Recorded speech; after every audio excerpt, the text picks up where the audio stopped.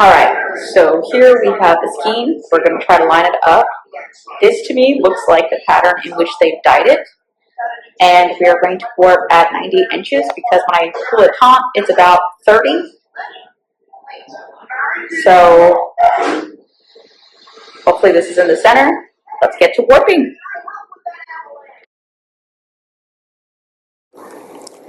So this fabric is really not wanting to line up. After trying for a while, I decided, let's do it the fabric once and see how that turns out. So I've got it all warped up and it's already looking really pretty. I got the other skein on top of it and you can really see all of these colors. I can't wait to see how they play out.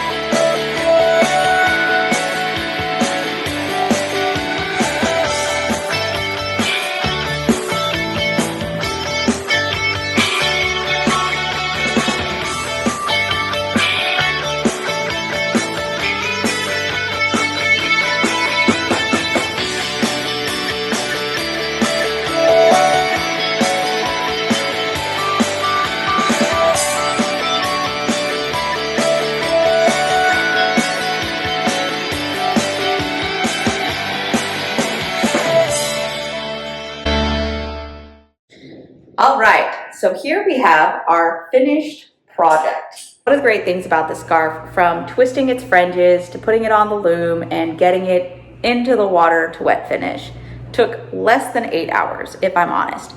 So I actually put it on the loom at 2 o'clock. That's when I started warping.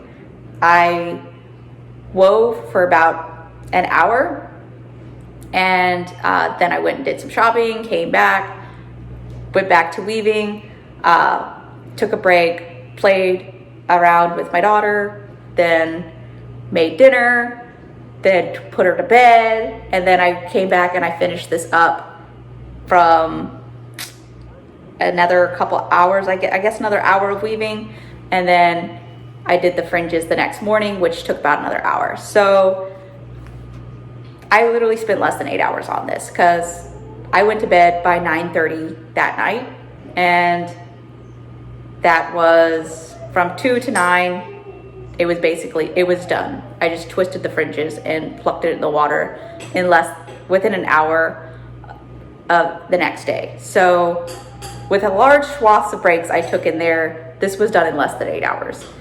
I spread it out, but still, this is a one-day project. If you're not going to be running around doing a bunch of stuff, say you're having a movie marathon or anything like that, you could easily do this scarf. It wove up very fast just because it is a worsted weight, and it looks absolutely stunning. So that's something great about whenever you get these self-changing colors, whether you get them to line up, which I was not able to achieve this time, or you don't, it looks like you spent way longer making something than you really did, because this is a plain weave and it just looks fantastic. So that is always something to keep in mind, that just because it's plain weave doesn't mean you wind up with a plain looking object. I ended up doing it in the 8-dent heddle, so don't worry about that if that's the smallest size that you have. Whereas this is a little bit long. It's about 68 inches long, which I believe before the fringes, and the fringes were like, no, so sorry, this is about 65 inches long, and then the fringes are roughly 4 inches long on each side, so that's another 8 inches. So it's a little long for the average scarf, but it's still within normal range. It's absolutely stunning in color. It makes me think of kind of like an abstract plaid, because you can look at it and it's clearly not plaid, but it does make you feel like it, especially at a distance. You're like, wait. So it makes me think of kind of like an abstract plaid feel. Or somebody will probably be like, no, it's tartan, but I don't remember which one belongs to like a clan, you know, an Irish clan or Scottish clan, whichever one. I'm not in Ireland or Scotland, so they can decide which one it's called. I'm calling it plaid. But it's very elastic, and what I will say is I was surprised at how smooth it was. When I was working with it, it felt very silky and elastic, which made me think of a bamboo that I had bought at a local craft store. Whereas whenever I go into my local craft stores, all the wool is always very kind of itchy and coarse and dull in color. They really match more of my hand spun, which I like the scarf, but it's not very silky, and it's elastic. It's very elastic, but it's not silky, and it's not like bright. It's just, it's wool, right? So seeing how vibrant this was and how bright the colors still are, it really reminded me of that. And just to kind of give an example, like bamboo, it's usually finished as varicose or rayon, but it's known to be shiny and silky and vibrant. And you can look at these, and these are both really vibrant, which I was not expecting. So it is a merino wool, which I have in mind, but it doesn't feel as soft. And so they definitely got a higher quality than I used to spin with. And you can see here, again, you got that bright, vibrant color compared even to this bamboo. It's extremely bright, which I did not expect at all. And the elasticity is very similar. And I expected it, if it was vibrant, to be much closer to this cotton, which, as you can see, is brighter than the cotton. Like the blue in this, I love the blue, but it is actually not as bright as the blue sections in here. And I love both of them. And honestly, due to where I live, I will probably only get to wear this like 1 week a year. Whereas like my bamboo ones, I can wear larger sections of the year because they don't really give off heat. They're more stylistic, so they look pretty, but they don't really warm you up. This will actually warm you up. Like anywhere I put this, I can already feel getting warmer, and I do like that. It only really took 2 skeins. I actually had probably about 30 yards left over, so I could have, made it a little bit longer, I don't think I could have made it much wider, honestly, unless I made it a little bit shorter.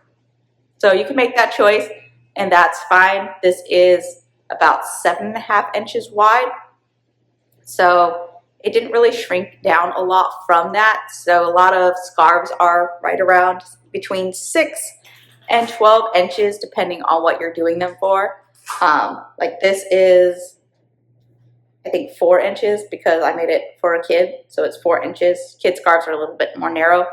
But this is kind of in that range. I'm kind of short, so I generally like them to be on that smaller end, closer to that 6 to 8 inches versus that 12, because at that point I'm wearing a shawl. But it's very warm. As soon as I put it on, it's warm. And when I tie it, you know, in that fashion to stay warm, you got the little ends and they look really cute. It's very soft and silky, which again, I just didn't expect.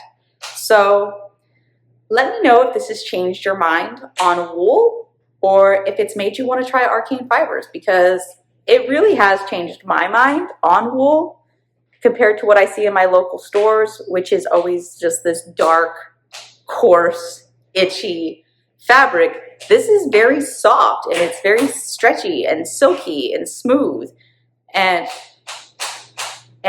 bright. It's very bright and vibrant, which I like. I like bright colors. You know, I'm not ashamed of that. So let me know if it's changed your mind. And don't forget, like, subscribe, share with your friends, and I'll catch you in the next one.